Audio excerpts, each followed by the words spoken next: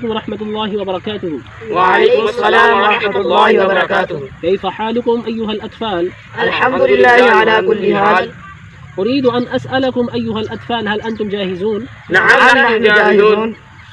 أخبرني طيب، في أي يوم ولد نبينا صلى الله عليه وسلم؟ معلمنا المحترم جاء نبينا إلى هذا العالم يوم الاثنين. أخبرني عبد الرحمن، كيف نحتفل بمولد النبي الكريم صلى الله عليه وسلم؟ معلمنا المحترم، يجب أن نحتفل بمولد نبينا صلى الله عليه وسلم بتلاوة القرآن وقراءة النعت وإنفاق في سبيل الله وتعبير السعادة ورفع الأعلام.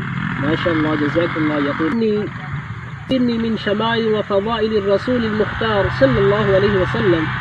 أستاذنا المحترم، أصف بعد فضائل النبي الكريم صلى الله عليه وسلم أن علي رضي الله تعالى عنه قال: لم يكن رسول الله صلى الله عليه وسلم بالطويل ولا بالقصير، شثن الكفين والقدمين، ضخم الرأس. عن هند بن أبي هالة رضي الله تعالى عنه قال: كان رسول الله صلى الله عليه وسلم فخما مفخما يتلألأ وجهه تلألؤ القمر ليلة البدر، وأطول من المربوع وأقصر من المشذب، عظيم الهامة، رجل الشعر إن انفرقت أقيقته فرقها، وإلا فلا يجاوز شعره شهمة أذنيه. ما شاء الله، سبحان الله، سبحان الله، بارك الله في علمك.